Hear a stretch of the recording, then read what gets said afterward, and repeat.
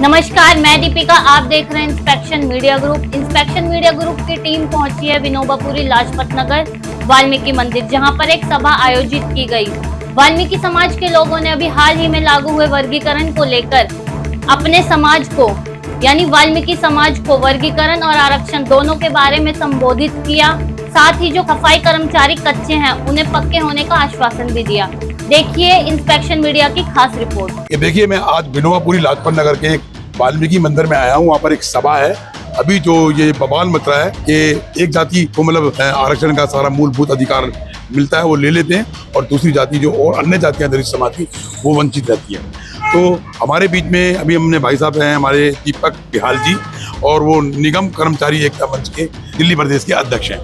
मैं दीपक जी से पूछता हूँ कि जो वर्गीकरण का जो मामला निकल के आ रहा है, पहले मैं उसको जाता हूँ। जो वर्गीकरण का जो मामला निकल के आ रहा है, बार बार 20 साल से मामला निकल के आ रहा है, और इसके अंदर मतलब कोई नई चीज निकलती दिखाई नहीं दे रही है। आज जो जब निकल के आई, दो पार्टों में बांटा गया, जो वंचित हैं उनके लिए भी और जो इसका फायदा ले चुके हैं उनके लिए। जनसंख्या के हिसाब से भी अगर देखा जाए तो दलित समाज सारा एक है। जैसे बाबा साहब अम्बेडकर ने इसके पर एक समाज समझा था, ना कि वो बांटा था। और जैसे रविदास जी हैं, वो वाल्मीकि समाज के लिए सुनते, अपने समाज के लिए और आरक्षण का फायदा लेते हैं। तो उसके लिए आपका क्या कहना है बिहाल जी? देखिए, सबसे पहले तो मैं जो माननीय सुप्रीम कोर्ट का जो जजमेंट आया है जी 1 अगस्त को जी उसका सम्मान करता हूं कि उन्होंने वंचित समाज के बारे में कुछ सोचा जी। लेकिन साथ के साथ जो वंचित समाज की जो आवाज उठा रहे हैं वर्गीकरण को लेकर के, जो आरक्षण पे वर्गीकरण हमें मिला है उसको लेकर के जो आवाज उठा रहे हैं, मैं कहीं ना कहीं उनसे भी सहमत नहीं हूँ। क्योंकि वे आवाज उठाना कम, समाज को बांटने की जो प्रतिक्रिया है उनकी वो ज्यादा दिखाई दे रही है। समाज है जो SC ST समाज है, वो बाबा साहब ने एकजुट किया था बड़ी मेहनत से, बड़ी लगन से। उसको हम अलग करने का काम कर रहे हैं। हम सम्मान करते हैं कोर्ट के फैसले का, और हम समाज के साथ भी हैं। मैं वाल्मीकि समाज से आता हूँ, मैं साथ में हूँ, और बराबर अपनी आवाज़ को भी उठाते हैं। जहाँ भी हमारे धरना प्रदर्शन हो रहे हैं, जहाँ भी हमारे लोग बात कर रहे हैं, हम आ जाते हैं। लेकिन वर्गीकरण का जो मूलभूत समस्या है हमारी, उसको हम ना कह करके उसको मतलब विपरीत दिशा में हम धकेलने का काम कर रहे हैं। आज हम जितने भी बातें सुनते हैं वर्गीकरण को लेकर के, वर्गीकरण, क्रीमी लेयर, इनके लिए बातें सुनते हैं, हर नेता की प्रक्रिया अलग है हमारी, अलग है। तो अलग ही अलग हम बात कर रहे हैं। अच्छा दीपक जी, एक बात बताइए, अभी जंतर मंतर के ऊपर एक सभा हुई थी, मतलब उन्होंने सत्याग्रह हुई थी। उससे पहले उन्होंने 21 तारीख और 20 तारीख को मतलब वाल्मीकि समाज को लोग हुआ था, 21 तारीख को जाटव समाज के लोग हुआ था। तो 21 तारीख को जब इंस्पेक्शन मीडिया ग्रुप की टीम वहाँ पर इंस्पेक्शन करने के लिए गई, देखना है कि वहाँ पर कि भाई क्या कि चंद्रशेखर आजाद वहाँ पर जो बैठे हुए हैं, जो वहाँ पर गए हैं, संबोधित कर रहे हैं, सारे दलित समाज को संबोधित कर रहे हैं, ना कि एक समाज को संबोधित कर रहे हैं। जबकि उसकी सभा के अंदर वाल्मीकि समाज के लोग भी, अन्य समाज के लोग भी जो चंद्रशेखर आजाद को सपोर्ट करके लाए हैं। और जब वो सपोर्ट करके लाए हैं तो वहाँ पर उस सभा के अंदर हमारे रिपोर्टरों ने, हमने जाकर वहाँ पर सवाल किया तो कि भाई ये जो बाबा साहब का स्टेचू हटाया गया, इसके ऊपर क्या कर रहा है। उन्होंने बाबा साहब के स्टेचू पे तो कोई बात नहीं करी, लेकिन उन्होंने जो बात करी, एक मतलब एक अछूत वर्णन की बात कही, जैसे ब्राह्मण का भी बोला करता था। तो मैं आपको उसका लिंक भेजूंगा, देखना।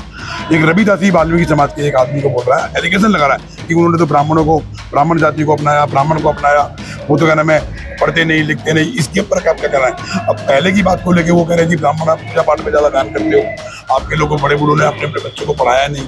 तो इसके बारे में क्या कहते हो? क्या आज का जो समाज है वाल्मीकि समाज, वो कितना सक्रिय है, और पिछला जो है जिनके बारे में जाटव समाज का जो रविदासी समाज है वो एलिगेशन लगातार बोलता है, बाकायदा कैमरे पे बोला है कि भंगी वो भंगी वो भंगी। ये तो बातें बहुत पुरानी हो चुकी है, भंगी और सब चीजें जो हैं, जो इनकी जो कूटनीतियां होती थी ना हमारे खिलाफ, उनको जब हमारे साथी जो एजुकेटेड लोग थे उस समय के, जो भंग कर दिया करते उसको भंगी कह देते थे। उन्होंने अभी इस चीज को अख्तियार किया, तो क्या अभी भी हमारे लोग भंग करते हैं? एक रविदासी ने बोला।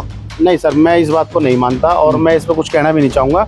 आपने अभी थोड़ी देर पहले चंद्रशेखर का जिक्र किया था। जी जी जी, मैं उनके बारे में जरूर कहना चाहूंगा, क्योंकि चंद्रशेखर, जिसको वाल्मीकि समाज ने चुनाव से पहले जब उन्होंने भीम आर्मी का गठन किया, सबसे ज्यादा सपोर्ट वाल्मीकि समाज ने किया। उनकी भीम आर्मी के अंदर सबसे ज्यादा वाल्मीकि जो हमारे युवा साथी हैं वो वहाँ पर उनके साथ रहे। उन्होंने ही चंदा दिया। जब इन्होंने चंदा दिया, पैसा लगाया, आपको आज आप सांसद बन गए, बहुत अच्छी बात है, आप सांसद बने।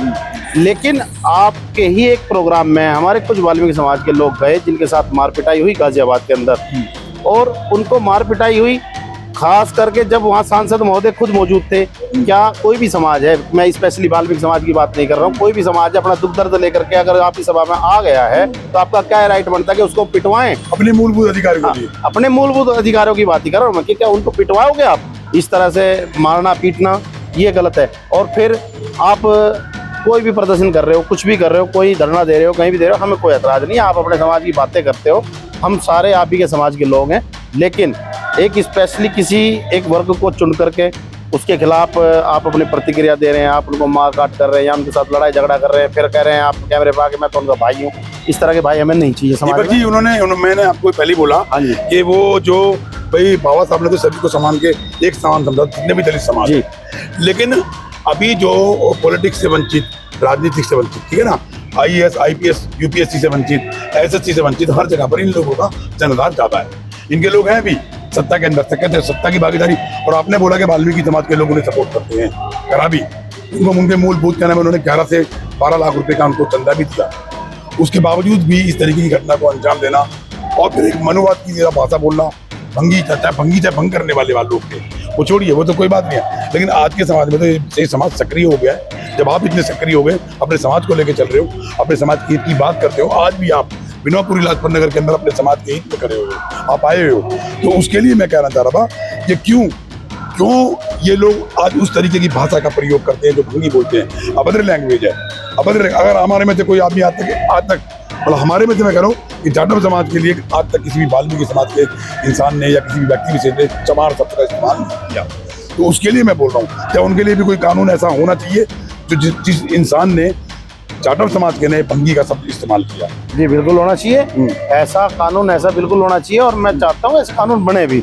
लेकिन जो ये मानसिकता हमारी चलती आ रही है, आज जैसा आपने भी कहा, वाल्मीकि समाज अब बड़ा समझदार और सभ्य हो चुका है, उसको अपनी हित की बातें समझ में आने लगी, जागरूक हो चुका है। अब वाल्मीकि समाज का वो अनपढ़ समाज नहीं है ये, ना इस समाज के अंदर बच्चे आज ऐसे आ रहे हैं जो एजुकेटेड नहीं है, पढ़े लिखे बच्चे, सब लोग समझते हैं, हर चीज की बात रखते हैं। इसीलिए जो बंद का आह्वान किया गया था उसमें अब की बार वाल्मीकि समाज नहीं सम्मिलित हुआ तो बंद विफल रहा। हम ये नहीं कहते थे कि हम कहते हैं एक भाईचारा लागू होना चाहिए आपस में, भाईचारे की हमारे को जो अंदर से भावना होनी चाहिए। और कुछ नेता जो वाल्मीकि समाज के नेता हैं जो वर्गीकरण के मुद्दे पर दिन पर दिन आवाज उठा रहे हैं, उन लोगों ने, मैं कुछ चुनिंदा लोगों की ऐसी बात कर रहा हूँ, उन लोगों ने ऐसा माहौल दिल्ली व दिल्ली से अदर जो राज्य हैं उनमें ऐसा माहौल बनाने की कोशिश की है जिससे कि आपसी जो दोनों समाज हैं, SC ST के, ये जो भी हैं हमारे जैसे चमार समाज है, जाटा समाज है, रविदासी समाज है या वाल्मीकि समाज है, इन समाजों के बीच में एक असमंजस की स्थिति पैदा कर दी है। अच्छा, एक बात और कहना था मैं आपसे, वो बड़ी अहम बात है। क्या दलित समाज के अंदर सिर्फ 2 ही समाज हैं, रविदास और वाल्मीकि समाज? अन्य भी तो समाज है, मल्ला है, माझी है, पासी है, बहुत सारे हैं, लेकिन उनमें से कोई भी आगे नहीं आ रहा इस चीज को लेकर, इस बात को लेकर जो सुप्रीम कोर्ट, सर्वोच्च न्यायालय के आदेश अनुसार हुआ है। तो 20 साल से ये मामला कोर्ट में रखा गया था, आप ही जैसे महापुरुष ने किसी ने इस बात को रखा गया था। एक समाज मतलब सक्रिय हो चुका है, इसके अंदर सारी मूलभूत अपने अधिकार ले चुका है, UPSC के भी, SSC के भी, पॉलिटिकल भी, उद्योग भी, सब जगह पर है, लेकिन अन्य समाज वंचित को, तो उसके लिए आपका क्या कहना है? क्यों मतलब ये डायरेक्शन को गलत समझ रहे हैं और आपको लगता है ये डायरेक्शन सही है, सही दिशा में जा रही है, इसका बेनिफिट क्या होगा? नहीं सर, मैं इस डायरेक्शन को बिल्कुल भी सही नहीं कहूँगा क्योंकि हम सही दिशा में बढ़ ही नहीं रहे हैं। यस, हम जो हैं, हमारे जो नेता आवाज उठा रहे हैं, उनको असल में अभी तक वर्गीकरण के ऊपर पूरा कार्यक्रम नहीं किया उन्होंने, पूरी पढ़ाई लिखाई नहीं की कि वर्गीकरण जो मुद्दा है वो है क्या। पहले उसको समझो, पहले उसको अच्छे से जानने की कोशिश करो, उसके बाद आप समाज में प्रसारित करो। क्योंकि अगर जो आप आधे अधूरे ज्ञान के साथ उसको समाज के अंदर डालोगे तो समाज भी दिशाहीन हो जाएगा, जो कुछ है समाज के पास वो भी खो बैठेगा। और जैसे अदर जातियां हैं, खाली वाल्मीकि समाज को हटा देते हैं, जो अदर वंचित समाज है उनको भी बाहर आना चाहिए। उसमें खटी के नाई है, धोबी है, तेली है, सब चीजें हैं उसमें, उन सबको साथ आना चाहिए और साथ आकर के एक महापंचायत के तौर पर दिल्ली में पंचायत हो, उस पर बात करके जब आप इस वर्गीकरण की लड़ाई को लेकर के आगे बढ़ें, ना कि 4 दिल्ली के अंदर नेता बन के कि हम नेता, मैं उनको कहता हूँ वो अपने सिर्फ एक राजनीतिक स्वार्थ के लिए अपने आप को नेता समझ रहे हैं और पूरे वाल्मीकि समाज का नेता बनने की कोशिश कर रहे हैं, जिसका उन्हें खामियाजा भी साथ के साथ भुगतना पड़ रहा है। दीपक जी, अब मैं एक सवाल पे आता हूँ, जो आपकी जो यूनियन है जो ये काम कर रही है, बहुत अच्छा काम कर रहे हो आप। अभी क्या है ना कि उन्होंने जो SSC के अंदर जो मतलब सर्व समाज को जोड़ा है सफाई व्यवस्था के काम के लिए, जो अन्य समाज हैं जो वंचित थे इससे कहते हमारा सफाई कर्मचारी को के पद को तो मतलब सब कोई भी सफाई कर्मचारी बन सकता है। तो उसके अंदर उन्होंने एक पोस्ट मतलब डाल दी है कि वो पढ़ा लिखा समाज होगा, तो वो टेक्नोलॉजी के हिसाब से काम करेगा। आज का जो समाज है, जो वाल्मीकि समाज सफाई कर्मचारी के पद के अनुसार काम करता है, सारे लोग करते हैं, पहले से भी करते आ रहे हैं। देश और दुनिया का सारा मतलब जो निगम में काम कर रहे हैं, नगर निगम में काम कर रहे हैं, वो लोग अब आके इन्होंने एसएससी में डाल दिया उसको। मतलब उसके लिए भी इन्होंने क्या करा है कि टेक्नोलॉजी के हिसाब से एक आदमी अदर कास्ट का, कोई भी कास्ट का, जो आरक्षण के मूलभूत अपने अधिकारों के लिए बोलता नहीं मैं भी आरक्षण में आना चाहता हूँ, जिनकी लड़ाइयाँ थी, जो रेलगाड़ियाँ रोक दिया करते थे और जाम लगा दिया करते थे, आज वो लोग भी सफाई कर्मचारी को टेक्नोलॉजी के हिसाब से लेना चाह रहे हैं। तो इस समाज का क्या होगा? आप उसके लिए क्या कहोगे, क्या करना चाहोगे उसके लिए? देखिए सर, हम इस बात से आपकी सहमत है क्योंकि मल्टीटास्क सर्विस जो हमारी बना दी गई है जी, अब वो हमारा कर्मचारी केवल सफाई कर्मचारी नहीं है जी। अगर जो उसको कहीं पे भी जरूरत होगी तो वहीं पे ये यूज करेंगे जी। ठीक है। और दूसरी बात जो टेक्निकल ग्रेड की आप बात कर रहे हैं, टेक्निकल ग्रेड में अभी तक भी दिल्ली का या दिल्ली के अदर जो सफाई कर्मचारी हैं वो टेक्निकल ग्रेड में नहीं लिए गए। टेक्निकल ग्रेड में हम चाहते हैं उनको लाएं और टेक्निकल ग्रेड में जिस दिन हम आ जाएंगे उस दिन हमारी सैलरी भी बढ़ जाएंगी और हमारा जो काम आज हम कहते हैं दिल्ली के तमाम सफाई कर्मचारियों से मैं बात कहना चाहूँगा आपके माध्यम से कि आज दिल्ली का एक सफाई कर्मचारी को ये बता दिया जाए कि भाई ये नाली बंद है, इसको खोलो। अदर समाज का कोई आदमी आकर के उसे नहीं खोल सकता, अदर समाज का कोई भी अधिकारी उसको खोल नहीं सकता। क्यों नहीं खोल सकता? क्योंकि उनको ज्ञान नहीं। हमारा कर्मचारी टेक्निकल इस ग्रेड पे है क्योंकि जो भी 300 कुछ ऐसी जगहें हैं जहाँ पर हमारे लोग टेक्निकल घोषित होने चाहिए।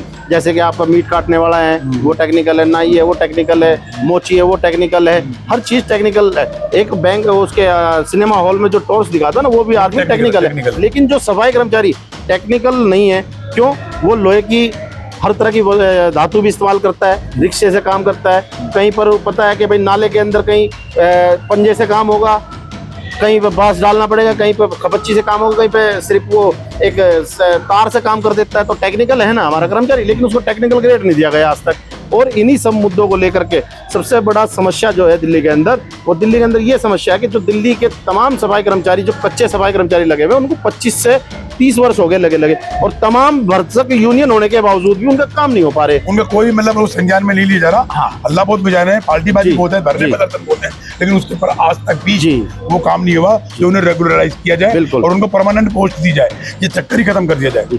अब हमने 22 अक्टूबर को ठेकेदारी हटाओ संयुक्त राष्ट्रीय मोर्चे की तरफ से हमने अपना लेटर लगाया है और जहां पर हम दिल्ली के सिर्फ तमाम कच्चे कर्मचारियों को इकट्ठा करेंगे और वहां पर हमने अपनी मांग डिमांड का चार्ट दिया। अगर जो डिपार्टमेंट हमारी मांग को नहीं मानता है तो आने वाली 31 अक्टूबर को हम भूख हड़ताल करेंगे, 15 अक्टूबर को हम काम बंद हड़ताल करेंगे दिल्ली के अंदर।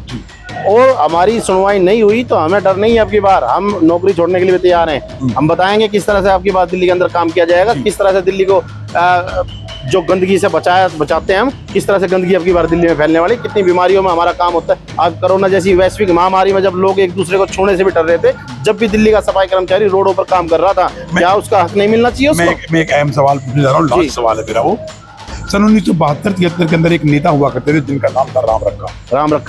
राम रखा जी ने उस समय पे बहुत बढ़िया काम किया और वो जिस काम की मुहिम को उठा के लिया करते थे उसके अंदर वो सक्रियता से उस काम को करते भी थे।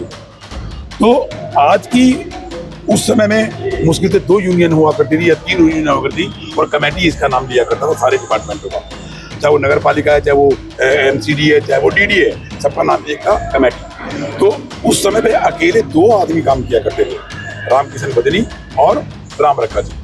आज की तारीख में इतनी सारी यूनियन होने के बावजूद भी एमसीडी से वंचित हो आप। सफाई कर्मचारी जो पद है, जो सारा मेहनत करता है, आपने बताया अभी कि जो टेक्नोलॉजी वो कर लेते हैं, जो पहले से करते आ रहे हैं, जो नाली को वो खोल लेते हैं, सीवर को वो खोल लेते हैं, वो टेक्नोलॉजी के हिसाब से फिट है।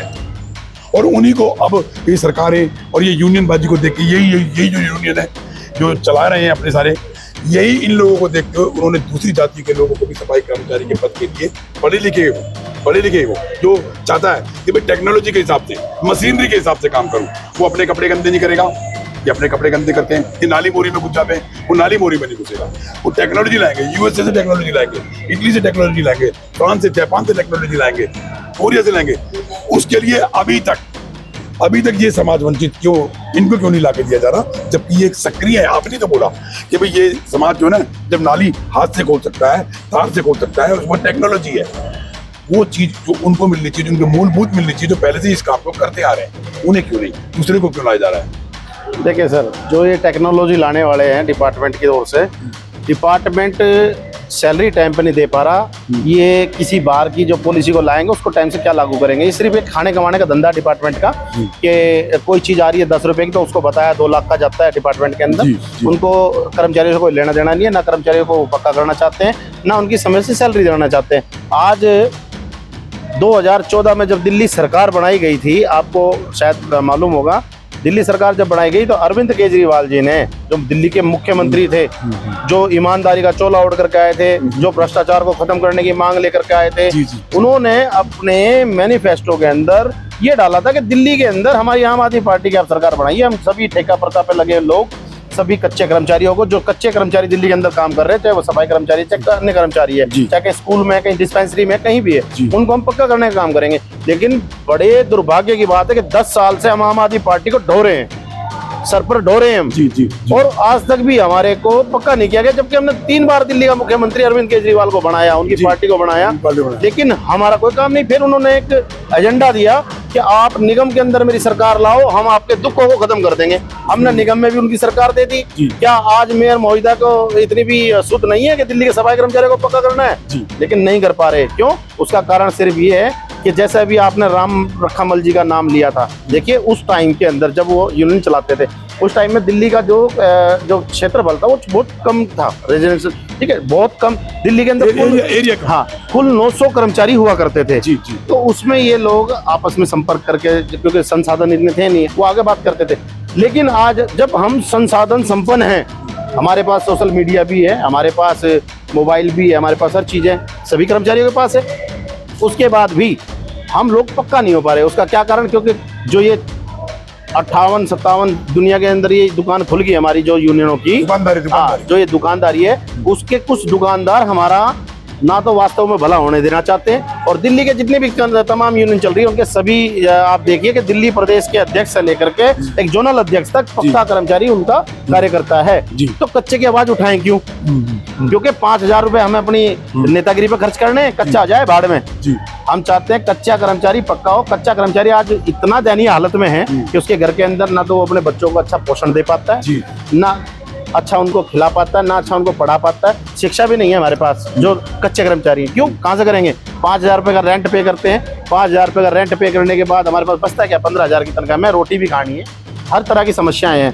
फिर उसके बाद जो मेन कारण है हमारा, वो कारण ये है कि हमारा जितने भी यूनियन के लोग हैं वो चाहते ही नहीं हमारे लोग पक्के हों। क्यों नहीं चाहते? क्योंकि पक्के हो जाएंगे तो इनकी यूनियन में जाएगा कौन? आवाज़ इसीलिए नहीं उठती। आप कहते हैं हर लेटर पे देख लीजिए आप, दिल्ली के जितनी भी यूनियन चल रही है कि अच्छे कर्मचारी को पक्का किया जाए 2017 तक, 18 तक, 20 तक। अरे पक्का कैसे होगा जब आप उसकी पॉलिसी नहीं बनवा रहे? 2006 तक की एक पॉलिसी है, 10/4/2006 की, उमा वर्सेस कर्नाटका, जो एक केस है जो आपने देखा होगा, कर्नाटक में उमा देवी वर्सेस कर्नाटका, उस केस का हवाला हमें दिया जाता है कि उमा वर्सेस केस के कारण हम नहीं कर सकते। अरे भाई, सुप्रीम कोर्ट का जजमेंट मानते हो तो पंजाब हाई कोर्ट का कौन मानेगा? जिस आदमी को 10 साल एक जगह हो गए काम करते करते, उसका पक्का होने का अधिकार है, उसको क्यों नहीं पक्का करते आप लोग? जब निगम अपनी पॉलिसी नहीं मानता है तो हम निगम की पॉलिसी क्यों माने? अब की बार निगम की हम ईंट से ईंट बजा देंगे, और 22 अक्टूबर को दिल्ली का तमाम कच्चा कर्मचारी अपने हक अधिकार की बात तो वहाँ करेगा, और हम वहाँ पर पूरी शिद्दत के साथ बैठेंगे, अपने कर्मचारियों के साथ धोखा नहीं होने देंगे। तो ये देखिए, ये थे दीपक पिहाल जी, निगम कर्मचारी एकता मंच से। और जहाँ तक देखा जाए उनके मूलभूत, उनको इतनी जानकारी है इस समाज के बारे में, इन यूनियनों के बारे में। अब तक की जितनी भी यूनियन हमने देखी, सब अपने मूलभूत, अपने अधिकारों के लिए लड़ाई नहीं लड़ती है जैसे अब ये लड़ रही है। उनका कहना है कि भाई कच्चे जो कर्मचारी है, जिन्हें 15 से 16 हज़ार की तनख्वाह मिलती है, वो हर चीज़ से वंचित है, उनके बच्चे एजुकेशन से वंचित है, तो कहाँ पर उनका जनभार होगा? तो पिहाल जी ने एक नया मार्गदर्शन दिया कि आने वाले टाइम के अंदर, हमें भी लगा, हमने भी इंस्पेक्शन मीडिया ग्रुप ने भी इसके ऊपर सर्च किया कि वाकई में जो 15-16 हज़ार रुपये की तनख्वाह लेता है कच्चा आदमी, उसका परिवार कैसे चलता है, कैसे अपने परिवार का गुजर बसर करता है। तो हम इसके ऊपर पिहाल जी से इनका धन्यवाद करते हैं, इंस्पेक्शन मीडिया ग्रुप धन्यवाद करता है। और आने वाले टाइम के अंदर मैं उनको चाहूँगा कि पिहाल साहब को मैं अपने स्टूडियो में बुलाएंगे, अन्य जो जो इस में जो अभी नया चीज टेक्नोलॉजी लेके आ रहे हैं अदर जात के लिए, अदर कास्ट के लिए, इनकी जॉब को खत्म करने की कोशिश की जा रही है, जो सदियों से ये सफाई व्यवस्था को लेकर अपने परिवार को पालते आ रहे हैं। उनके लिए हम अपने स्टूडियो में इनको बुलाएंगे और इस पर एक डिबेट करेंगे। नमस्कार वीर सिंह बहुत जी, हम आपका स्वागत करते हैं। मैं इंस्पेक्शन मीडिया ग्रुप से एडिटर इन चीफ। अभी जो ये सुप्रीम कोर्ट ने आरक्षण के ऊपर एक अपने मूलभूत जो 20 साल से आपका ये मामला चल रहा था, किसी महापुरुष ने 20 साल पहले ये कानून का दरवाजा खटखटाया था कि एक समाज को संपूर्ण तरीके से आरक्षण का फायदा ले लेता है और जो अन्य समाज है उसका आरक्षण का फायदा नहीं ले पाते। तो इसमें वर्गीकरण का जो मामला सुप्रीम कोर्ट ने अपने न्यायपालिका के आधार से जो दिया है वो कितना मान्य है, और उसके मूलभूत जो अन्य वाल्मीकि समाज है, जैसे मल्ला समाज है, माझी समाज है, ओबीसी समाज है, बहुत सारा समाज है, एक तरफ एक जाटव समाज और एक तरफ सारा समाज, अपने मूलभूत आरक्षण का फायदा उनको नहीं मिला। उसके लिए आपका क्या कहना चाहिए? क्या कहते हो कि भाई उनके मूलभूत जो उनको फायदा मिला और अन्य जातियों को फायदा नहीं मिला, उसके लिए आपका क्या कहना है? देखिए, पहली बात तो ये है कि आप जो है कौन सा भेजे इंस्पेक्शन मीडिया का, और फिर जो भूषण जी है आपका बहुत बहुत हम आभार व्यक्त करते हैं और वेलकम करता है कि आपने इस तरह के एक मॉर्निंग इशू पे, है ना, जो समाज में बड़ी चर्चा और उसकी क्रिया प्रतिक्रिया हो रही है, उस पे आप जो लोगों से मिल रहे हो और इस बात को फैला रहे हो, हम आपका आभार व्यक्त करते हैं। आपका बहुत बहुत हम धन्यवाद करते हैं। दूसरी बात यह है कि जो आप कह रहे हो कि इससे जो डिसीजन आया सुप्रीम कोर्ट का, जब सुप्रीम कोर्ट का डिसीजन आ ही गया है तो अब इस पे किंतु परंतु की कोई मामला ही नहीं रहता जी। वही ठीक है ना।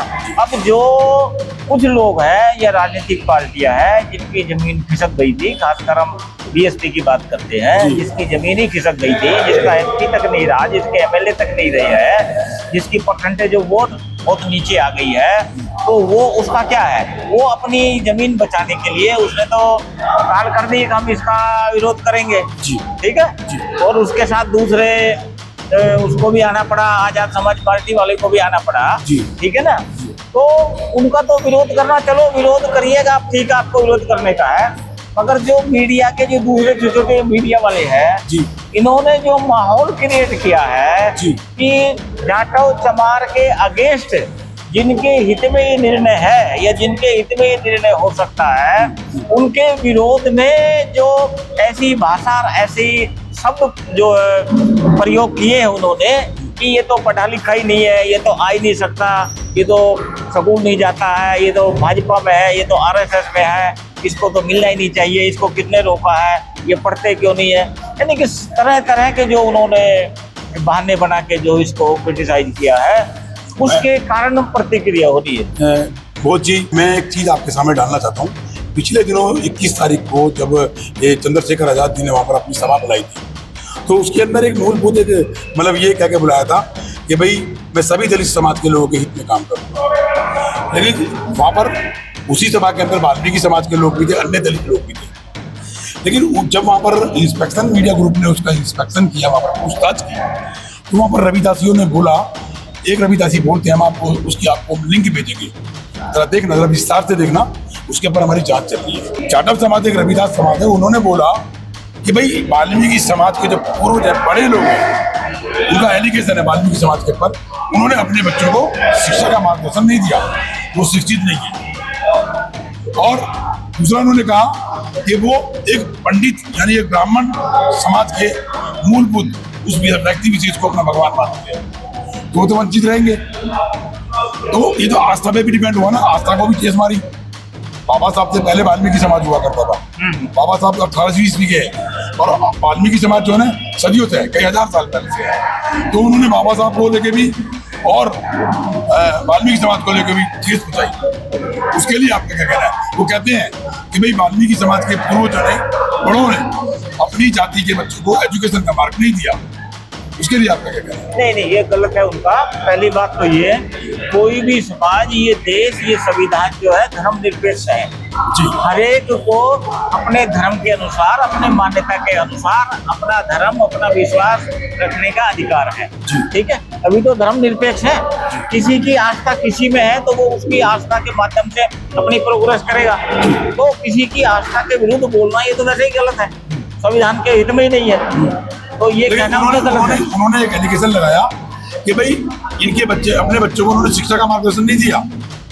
तो शिक्षा का जो मार्गदर्शन नहीं दिया, तो अभी इंस्पेक्शन मीडिया ग्रुप ने उसके ऊपर जांच करी पूरी दिल्ली में। आपकी 38 लाख की संख्या है, 38 लाख की संख्या के अंदर हमने 16,000 बच्चे पोस्ट ग्रेजुएट वाल्मीकि समाज के निकाले, जो LLB की डिग्री लेके घूम रहे हैं, मास कम्युनिकेशन की डिग्री लेके घूम रहे हैं, बैचलर की डिग्री लेके घूम रहे हैं और मास्टर डिग्री लेके घूम रहे हैं, लेकिन वो UPSC से वंचित, SSC से वंचित।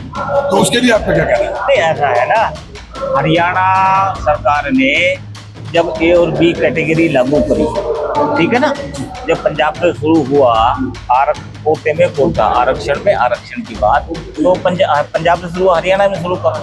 तो हरियाणा ने में एक जस्टिस को इसको सारी रिपोर्टिंग तैयार करने के लिए ना लगाया, गुरनाम सिंह करके वो रिपोर्ट है, तो उन्होंने पेश कर दी कि कोटे से पहले तो क्लास 1 में, क्लास 2 में, क्लास 3 में ये परसेंटेज है, ठीक है, उसमें हमारे लोग आ ही नहीं रहे हैं, बहुत कम आ रहे हैं, ठीक है, ये मेरे पास रिपोर्ट है, वो सुप्रीम कोर्ट में पेश करी है, ऐसे ही नहीं है। अच्छा। सुप्रीम कोर्ट के डिसीजन में है। अच्छा। और जब ये क्लासिफिकेशन कर दिया, ठीक है, तब उन्होंने पेश कर दी कि क्लास 1 में जितने इनके आए हैं उतने इनके भी आ गए, क्लास 2 में इनके आए हैं इनके भी उतने आ गए, क्लास 3 में इनका है उससे इनके ज्यादा आ गए, क्लास 4 में तो है ही ज्यादा। तो वो रिपोर्ट ये बता रही है कि ये पढ़े लिखे हैं या नहीं है, तभी तो इधर आ रहे हैं। नहीं तो फिर वर्गीकरण का मामला तो सामने पेश हो गया और वंचित करते हैं कि भाई ये तो वही वाल्मीकि समाज के लोग वंचित है। हाँ, वाल्मीकि समाज देखिए हर जाति के अंदर, क्या जाटव समाज के अंदर वो व्यक्ति विशेष नहीं है जो दलित है।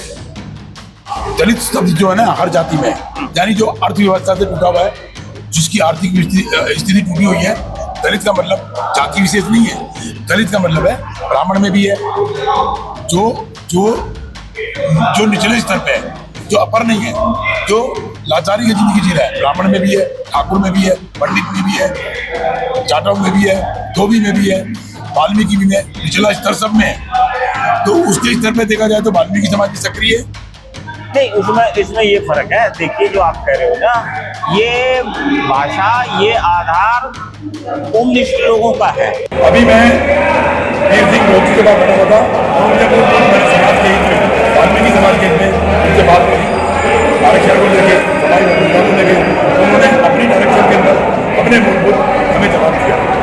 मैं इंस्पेक्टर एडिटर इन चीफ, जय हिंद, जय भीम, जय भारत। केजरीवाल सरकार ने केवल 429 नौकरियों का एडवर्टाइज निकाला, 429 10 साल में। एक जमाना था कि हम रोजगार समाचार पत्र देते थे, हजारों नौकरियां हर हफ्ते, दूसरे हफ्ते, तीसरे हफ्ते निकलती थी। एम्प्लॉयमेंट एक्सचेंज थे, उन एम्प्लॉयमेंट एक्सचेंज में लोग कहते थे सरल भाषा में, अरे तेरी कॉल निकल गई, तेरी कॉल निकलवा दी। और निकलवाने का मतलब तेरा इंटरव्यू लेटर देना। भीड़ लगी होती थी वहाँ बच्चों की जो 10वीं 12वीं के ग्रेजुएट करते थे रजिस्ट्रेशन कराने के लिए। आज वो रोजगार कार्य कहाँ पर चले गए, किसी को पता ही नहीं कि रोजगार अफसर है कौन। तो ये सब मुद्दे जो है, इन पर हमें इन सब सरकारों से डरना चाहिए, इन सब पर हमें काम करना चाहिए। आपने वित्तीय विकास निगम की बात की, इसमें बजट इस तरीके का एलोकेट होना चाहिए जिसमें कि हम एजुकेशन और हेल्थ पर बात कर सकें। मैं कहता हूँ वित्तीय विकास निगम की जरूरत नहीं, ऑलरेडी हमारा एक अलग से बजट है जिसको हम SC/ST सब प्लान बात कर रहे हैं, जिसकी हमारी सारे देश की सरकारें कर रही है। केंद्र सरकार ने तो जब से आई है 2014 से नरेंद्र मोदी की सरकार ने SC/ST सब प्लान ही बंद कर दिया है। और बेशर्माई से RTI कह रहे हैं कि हाँ हम सब प्लान नहीं कर रहे। अरे भाई साहब, जब एक सब प्लान का पैसा एलोकेशन का अकॉर्डिंग टू पॉपुलेशन, देश की अगर एक आबादी है, उस आबादी का जितना हिस्सा है, जैसे मान लीजिए कि देश में 100 करोड़ आबादी है, तो 100 करोड़ आबादी में SC/ST की जो आबादी है लगभग मान के चलिए 22 करोड़ है, इतना ही है ना। तो हमारा 22 करोड़ का बजट जो है वो इन्हें हर साल रखना चाहिए अपने बजट के प्रावधान में, निर्मला सीतारमण को। ऐसे ही दिल्ली की सरकार को रखना चाहिए था, मनीष सिसोदिया को। उस पर भी मैंने RTI की थी, डीसी को पता है, प्रेस कॉन्फ्रेंस हुई थी हमारी, और मुकदमा भी हमने डाला हुआ है हाईकोर्ट में। और मैं वीर सिंह जी गए थे अभी शांत भूषण जी के पास कुछ दिन पहले, और हमने उनसे रिक्वेस्ट भी की है कि सर आप इस मुकदमे को सुप्रीम कोर्ट लेकर जाइए और हमें इसमें न्याय दिलाइए, कि हम चाहते हैं पूरा शेड्यूल कास्ट समाज जो है उसको SC/ST सब प्लान का पैसा जो उस पर खर्च होना चाहिए था पिछले 10 साल में सरकार ने खर्च किया। केजरीवाल इस पर खर्च कर रहा है पैसा, बिजली की सब्सिडी देते हैं, पानी की सब्सिडी देंगे, महिलाओं को बस फ्री चलाने के लिए।